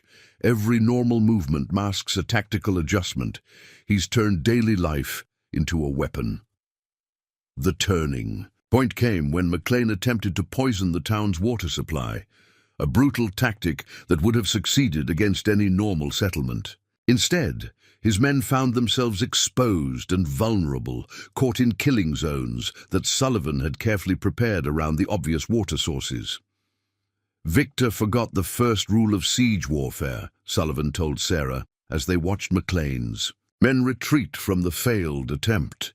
Never assume your enemy hasn't prepared for the obvious. We've been drinking from the secondary reservoir system for 2 days, the one we built 3 years ago when we expanded the livery stable. Each failed assault revealed new layers of Sullivan's preparations. The town's defense wasn't just about guns and fortifications. It was about transforming every aspect of daily life into a potential tactical advantage. The seemingly innocent improvements he'd suggested over the years now showed their true purpose. Look at the new church bell tower, he pointed out to Sarah. Everyone thought I supported its construction for the sound. Actually, it gives us command of the entire western approach. The grain silo behind the general store, perfect elevated position to cover the main street. 5 years of building, every new construction serving multiple purposes. McLean's increasingly erratic attacks began to create tension with Blackwood's more methodical approach. The professional soldier understood they were being drawn into prepared positions, but McLean's desire for revenge overwhelmed tactical consideration. They're starting to work against each other, Maria reported after observing the enemy camp. Blackwood wants to maintain the siege, wear us down. McLean wants blood, wants to prove he can break us. The men don't know who to follow. Sullivan's response to this division was subtle but devastating. Rather than directly engaging McLean's attacks, he began manipulating them, using the outlaws' predictable reactions to disrupt Blackwood's carefully planned siege positions. Victor's rage makes him predictable, Sullivan explained, while updating his ledger, the precise notations of inventory somehow connected to his defensive strategy. Every failed attack pushes him toward bigger, more desperate moves. Blackwood sees it, knows it's tactically unsound, but can't stop it. We're not just fighting them, they're fighting themselves. As the sun set on the 4th day of the siege, Silver Gulch had transformed from a town under assault into something neither McLean nor Blackwood had expected, a community that used its everyday routine as both camouflage and weapon, where normal life continued not in spite of the siege, but as an integral part of its defense. Tomorrow, Sullivan told his defenders as he closed the store that evening, Victor will try something truly desperate. He needs to prove he can still inspire fear. But fear, like any weapon, belongs to the one who knows how to use it best. The quiet shopkeeper's prediction carried the weight of 5 years' preparation. Silver Gulch settled into its nightly routine, every ordinary action masking an extraordinary level of readiness. The siege was approaching its climax, and Sullivan's most elaborate preparations were about to be revealed. Victor McLean's desperation manifested itself in the pre-dawn hours of the 5th day. Unable to bear the continued failure of his siege, and unwilling to accept Blackwood's cautious approach any longer, he launched what he believed would be a decisive assault. The attack came from all directions at once, a massive commitment of force that would have overwhelmed any normal town. "Right on schedule," Sullivan remarked calmly, watching from his store window as the first waves of attackers moved into position. He turned to Sarah Hartford, who had insisted on maintaining her chronicle of events even in these dangerous moments. "Notice the pattern. Exactly what you'd expect from a man who's lost his patience. All force, no finesse." The assault began with an artillery barrage, McLean having apparently decided that if he couldn't break the town's spirit, he'd break its buildings. But 5 years of preparation had turned Silver Gulch into something far more resilient than its peaceful appearance suggested. "Interesting thing about adobe walls," Sullivan commented while calmly loading his rifle. "Pack them right, reinforce them properly, and they absorb artillery fire better than brick. Took us 3 years to gradually rebuild every crucial building. In town with the right materials. Victor's just now figuring out why his shells aren't having the effect he expected." The town's response to the assault demonstrated the full scope of Sullivan's planning. Every desperate attack by McLean's forces was met with coordinated defense that seemed to anticipate their every move. Streets that appeared to offer clear approaches became killing zones. Buildings that looked like easy targets revealed hidden, strong points. "It's beautiful in its way," Judge Harrison observed from his position in the church basement, where he was helping coordinate the defense. "Not the violence, the preparation. Every move they make triggers a response," Sullivan set up years ago. "It's like watching a complex clock mechanism where all the gears finally align." The true turning point came when McLean, enraged by his forces' continued failure to make progress, committed his reserve units to a frontal assault on Sullivan's store. It was the moment Sullivan had been waiting for. Victor never could resist the obvious target, he told Sarah as they watched the attack develop. 5 years I've kept this store as the most visible, seemingly vulnerable position in town. 5 years of letting him think this would be his easiest point of victory. What McLean's men found instead was a carefully prepared trap that had been 5 years in the making. The store's apparent vulnerabilities were illusions, its real strength hidden in ways that only became apparent when tested.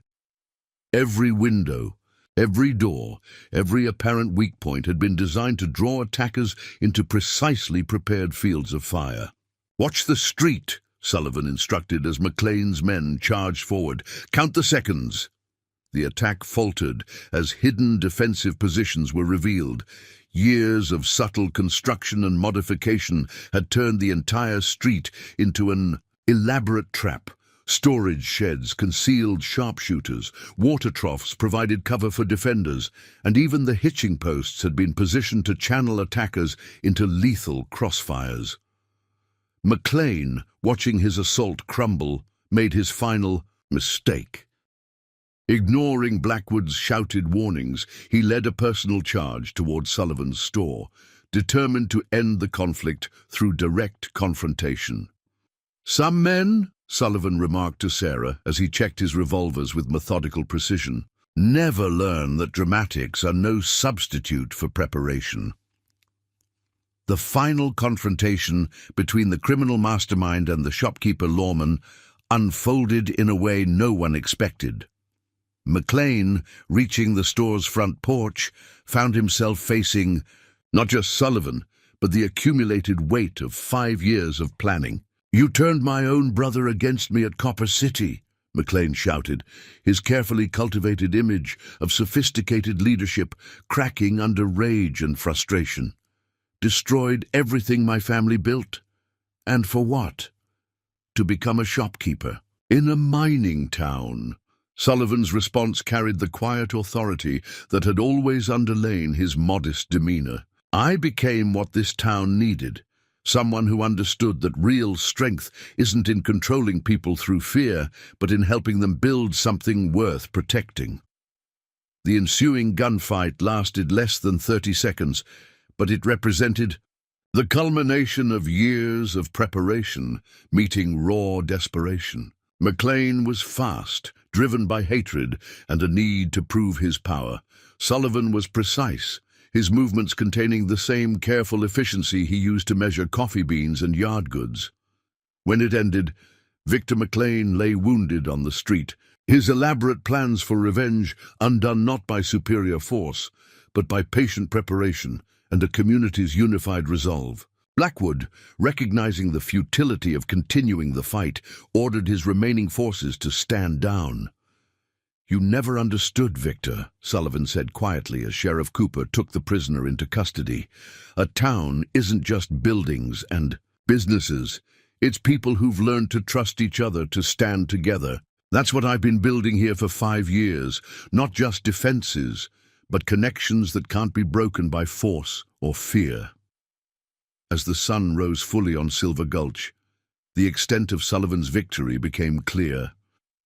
The town hadn't just survived a siege, it had demonstrated a new kind of strength, one built through years of patient preparation and community bonds rather than brute force and intimidation. Sarah's journal entry for that day captured the essence of what had occurred. Today we witnessed not just the triumph of good over evil, but the victory of patience over power, of preparation over force, of community over corruption. Mr. Sullivan didn't just defend our town, he showed us what we could become when we chose to stand together. The siege of Silver Gulch was over, but its legacy was just beginning. The quiet shopkeeper who had transformed a mining town into an unbreakable community had demonstrated something that would be remembered throughout the territory. True strength lies not in the ability to inspire fear, but in the patient building of bonds that fear cannot break. In the days following McLean's defeat, Silver Gulch underwent another transformation, though this one was more subtle than the dramatic changes of the siege. The town that emerged from the conflict was different, not just in its confidence, but in its understanding of itself and the quiet shopkeeper who had shaped its character over 5 years of patient preparation. The physical evidence of the siege was quickly addressed with the same methodical efficiency that characterized all of Sullivan's operations. Bullet holes were patched, broken windows replaced, and damaged buildings repaired. But the deeper changes were evident in how the townspeople carried themselves, how they worked together, and how they viewed their community. "Watch how they move now," Sarah Hartford observed to Judge Harrison as they walked down Main Street a week after the siege. "Everyone's more aware, more purposeful. It's like the whole town has learned to think the way Mr. Sullivan does, seeing the deeper purpose in everyday actions." Sullivan himself returned to his regular routine with characteristic precision, though now everyone understood the multiple layers of meaning in his daily activities. His store remained the heart of the community, but it had become something more, a symbol of the town's resilience and unity. "Interesting thing about routine," he explained to Sarah while measuring flour for Mrs. Peterson. "People think it's about doing the same things over and over.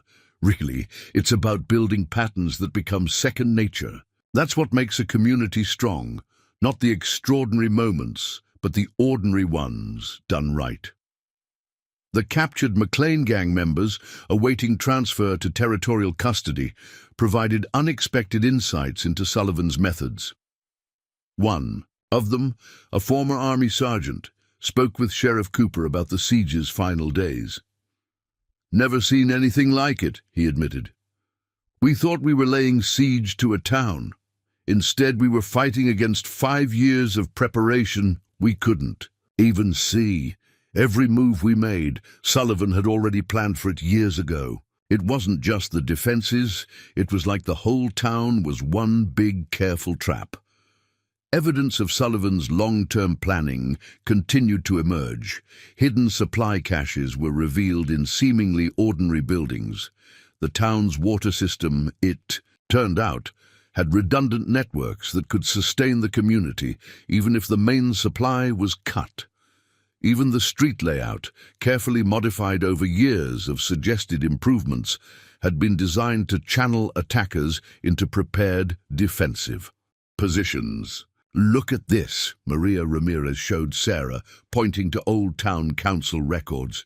"Every building permit, every renovation, every new construction, Sullivan had a hand in all of it.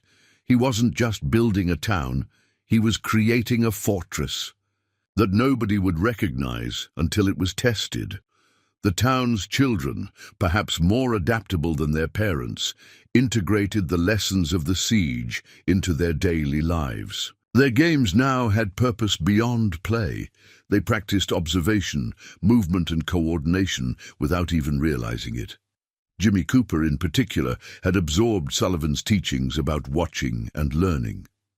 Notice how Mr. Sullivan always checks sight lines when he arranges his store displays? The boy explained to Sarah. He's not just making things look nice, he's maintaining clear fields of view while creating cover. Been doing it for years, and nobody realized they were learning from him just by watching. Dr. Chen, organizing his medical supplies with new appreciation for Sullivan's influence, shared his observations with Judge Harrison. It wasn't just about preparing for a fight, he said. Sullivan was building resilience into every aspect of town life. The siege just made it visible. The most profound changes were evident in how the community functioned. The networks of cooperation and communication that had emerged during the siege didn't disappear with the danger. Instead, they became part of the town's daily life, refined and strengthened by their successful test under fire. Sullivan didn't just defend the town, Sheriff Cooper remarked during a town council meeting. He showed us what we could become when we worked together. That's a kind of strength that doesn't go away when the fighting stops.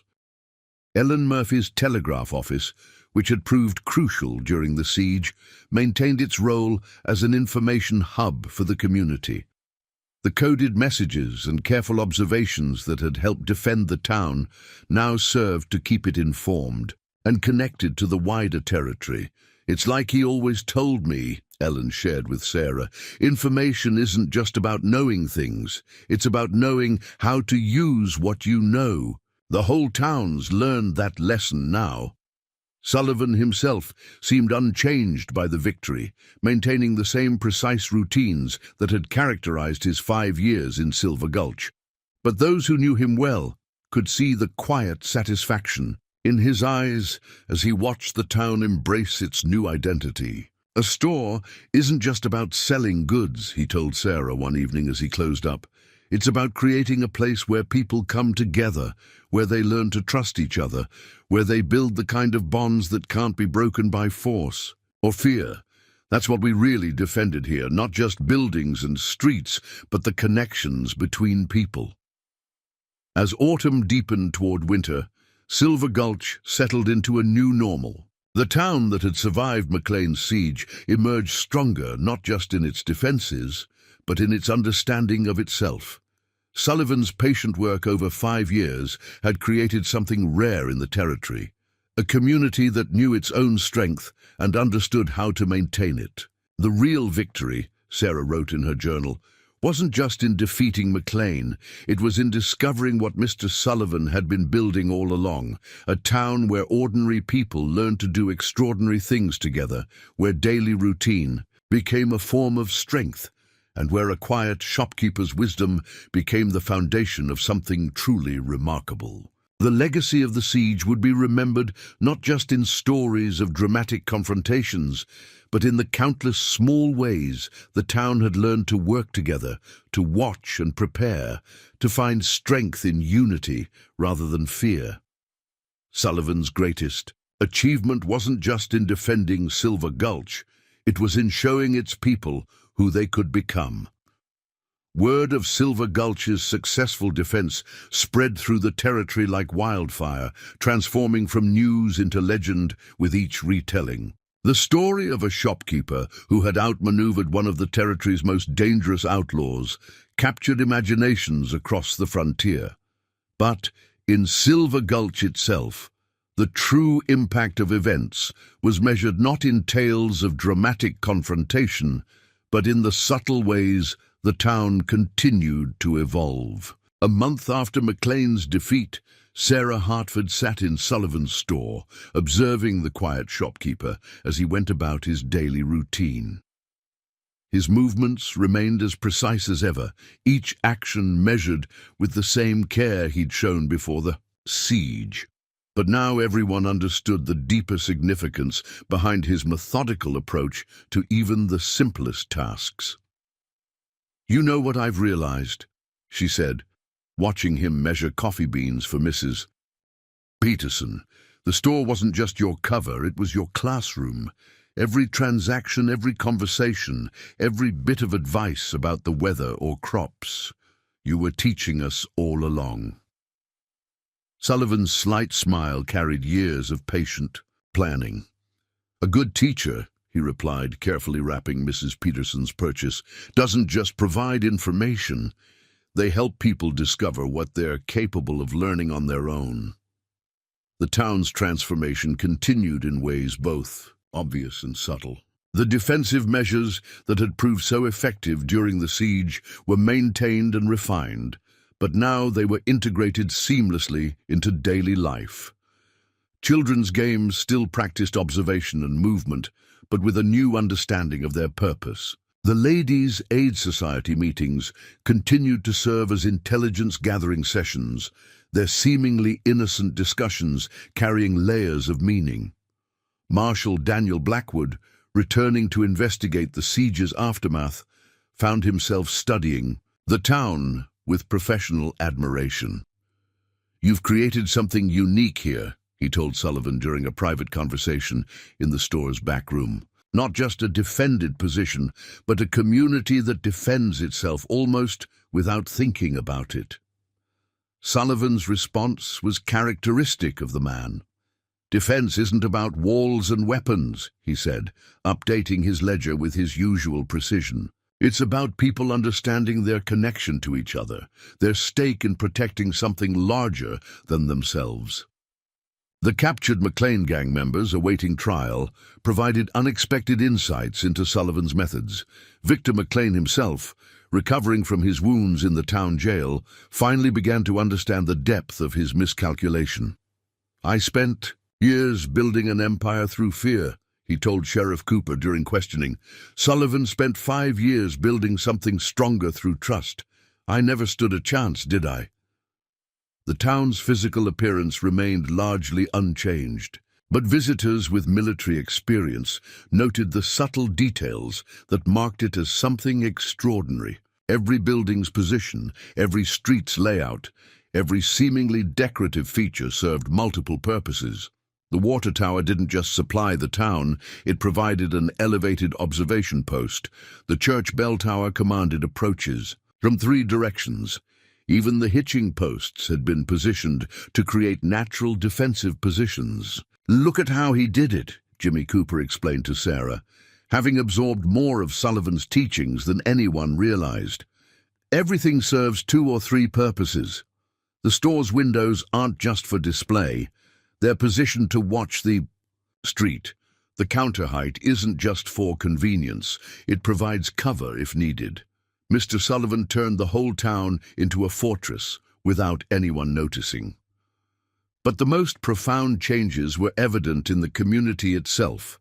The networks of cooperation and communication that had emerged during the siege became permanent features of town life. The Mexican Quarter, once somewhat isolated, was now fully integrated into the community's daily operations. Maria Ramirez's sewing circle continued its intelligence-gathering activities, maintaining awareness of potential threats to the town's peace. "Sullivan didn't just teach us to defend ourselves," Judge Harrison observed during a town council meeting.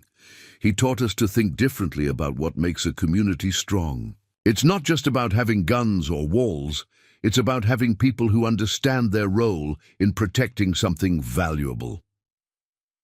The store remained the heart of the town, but now everyone understood its true significance. Every transaction carried multiple layers of meaning. Every conversation contributed to the community's awareness and preparation. Sullivan's methodical approach to business had become a model for how the town operated, careful, precise, and always mindful of deeper purposes. "The real genius of it," Sarah wrote in her journal, "wasn't in the tactical preparations or the hidden defenses. It was in how Mr. Sullivan helped us discover our own capacity for working together, for seeing beyond the surface of things, for understanding that true strength lies in the bonds between people rather than the weapons they carry." As winter settled over Silver Gulch, the town that had survived McLean's siege emerged as something new in the territory. A community that had learned to defend itself not through force of arms alone, but through unity, awareness, and the careful cultivation of trust. Sullivan's patient work over 5 years had created not just a defended position, but a new model for how frontier towns could protect themselves. "You know what's remarkable?" Ellen Murphy said to Sarah one evening, watching Sullivan close up his store. "Nothing really changed about how he does things. He's the same careful, precise man he always was. We're the ones who changed. We finally learned to see what he was teaching us all along. The legacy of the quiet shopkeeper who had transformed a mining town into an unbreakable community would be remembered not just in stories of the siege, but in the countless small ways Silver Gulch had learned to protect itself." Sullivan's greatest victory wasn't in defeating McLean. It was in showing that true strength comes not from inspiring fear, but from building the kind of connections that fear can never break. As the year drew to a close, Silver Gulch stood as a testament to what patient preparation and community bonds could achieve. The quiet shopkeeper continued his daily routine, measuring goods and maintaining his ledger with characteristic precision. But now everyone understood that they were watching more than just a businessman at work. They were seeing a master teacher whose greatest lesson had been showing them who they could become. Up next, you've got 2 more standout stories right on your screen.